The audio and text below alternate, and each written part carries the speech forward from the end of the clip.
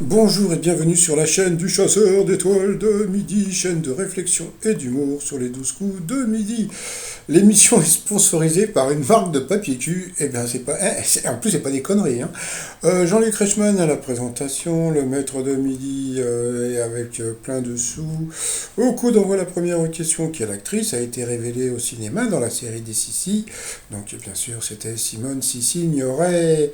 Mais non, pas du tout. C'était Romy Schneider. Ah, on peut rigoler un peu. Ensuite, vous avez Benjamin. Voilà, Benjamin qui était venu avec Fabienne Ossaméming. Bonjour, maman Fabienne. Donc, il était aussi avec sa chérie dans le public. Jean-Luc Reichmann l'a forcé à embrasser sa copine.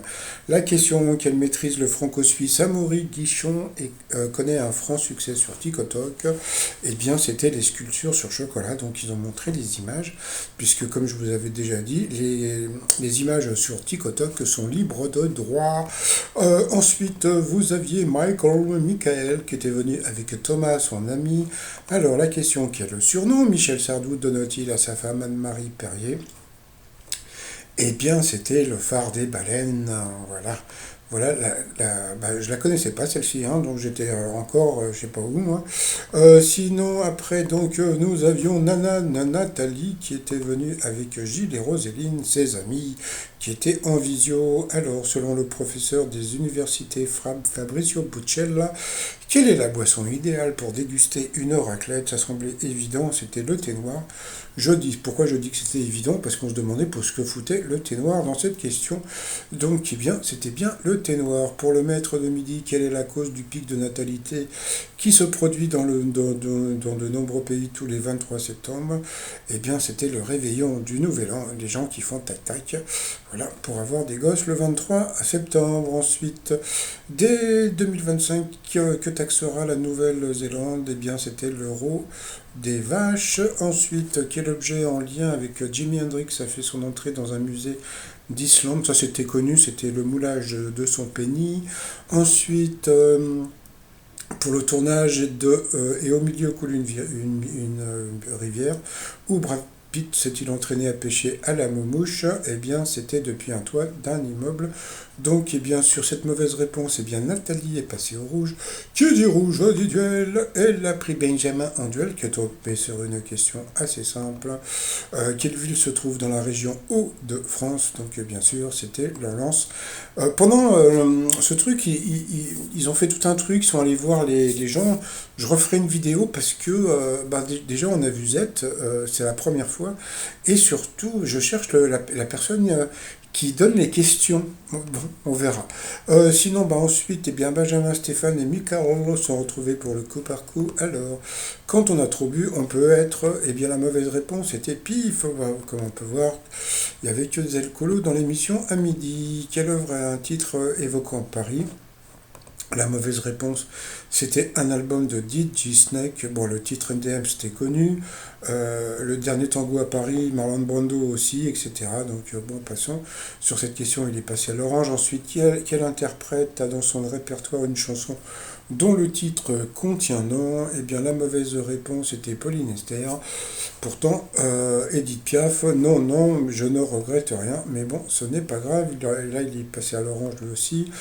Dans les dictionnaires usuels des noms communs, qu'est-ce qui sépare le fond de la forme? Alors là, j'avais rien compris moi non plus à la question. Donc après, donc en fin de compte, il fallait que c'était le fond de la forme, c'était par rapport à l'orthographe. Hein. Je pensais que c'était beaucoup plus compliqué que ça, et en fin de compte, la mauvaise réponse était un muscle du corps humain. Donc sur cette question, il est passé au rouge. Qui dit rouge dit duel. Les deux garçons se sont pris en duel pour tomber sur une question assez simple. Hein. Qui était Albert Einstein? Donc bien sûr, ce n'était pas un prêtre belge, ni un médium français, ni un chimiste anglais. C'était bien sûr un scientifique allemand. Donc voilà, donc ensuite, eh bien, c'était le coup fatal, sauf qu'ils ont envoyé la pub. Ah, doup. Allez, retour de pub. Allez, c'est parti pour les questions. Dans les années 80, quel tube de Corinne Charby doit son titre à un mode de tirage au sort? Donc c'était pile ou face, donc quand même bravo d'avoir trouvé cette réponse assez rapidement pour Stéphane. Comment nomme-t-on la période où il pleut en Inde? La mousson. Pour Stéphane, quelle émission pour enfants était présentée par un chat ou une autruche? Donc c'était Téléchat. Quel star était le parrain de la dernière saison de la Starac? Bon, ça c'était connu, le candidat l'a pas trouvé, c'était Robbie Williams. Quelle est la traduction du terme anglais 50-50? C'était 50-50. Pour le maître de midi, quel prénom de reine égyptienne, la championne de handball d'Arles, porte-t-elle? Donc ça, je crois qu'il a déjà eu plusieurs fois cette question, hein, c'était Cléopâtre. C'est vrai que c'est étonnant de s'appeler Cléopâtre quand même en passant. Qui était le batteur des Beatles avant l'arrivée de Ringo Starr? Alors ça, franchement, j'ai trouvé que c'était une question dégueulasse pour le candidat parce que bon, je veux dire, qui connaît cette réponse, hein, à part Philippe Manœuvre, hein, bon, passons. Ensuite, lorsqu'on fouille un lieu de fond en comble, on dit qu'on passe au peigne fin. Ensuite, pour le maître de midi, quelle gloire française du Bayern de Munich qui est né en 63 à Boulogne-sur-Mer? Eh bien, je me suis fait avoir comme lui, parce que lui aussi a dit Ribéry, eh bien, c'était Jean-Pierre Papin.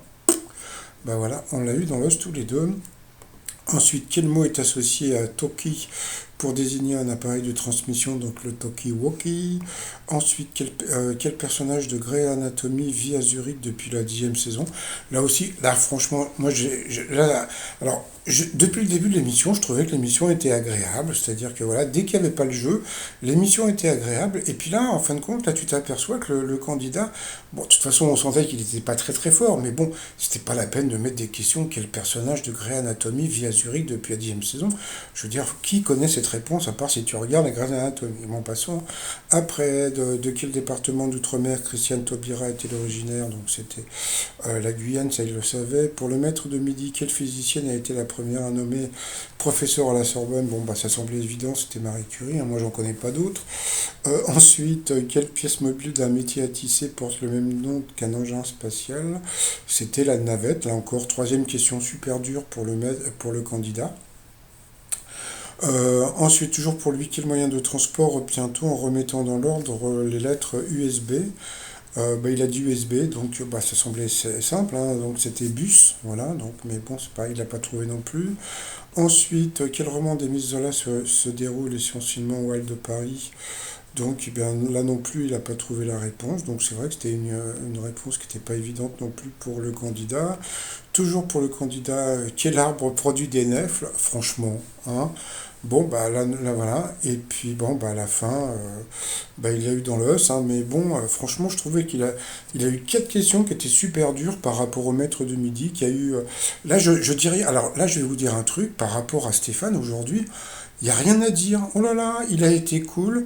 À la fin, alors je sais pas si la production ne l'a pas filmé avec le doigt. On ne l'a pas vu avec le doigt, il n'a pas crié et tout. Ouh là là, je me suis dit, putain, s'il avait été comme ça depuis longtemps, eh ben, je l'aurais beaucoup moins critiqué. Donc à la fin, il a dansé, bon, ça, on s'en fout, hein. En plus, je trouve ça marrant. Je trouve que déjà, il y avait Bruno qui dansait. Maintenant, c'est voilà. J'espère que le prochain maître de midi va danser aussi. Je pense que ça peut être assez rigolo. Ensuite, par rapport au coup de maître. Quelle chanson a révélé Vianney? Donc bien sûr c'était pas là.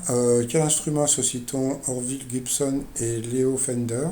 Donc bien sûr ouais, la fameuse chanson de Jean-Jacques Goldman, hein, sur les Gibson. Donc bien sûr c'était la guitare.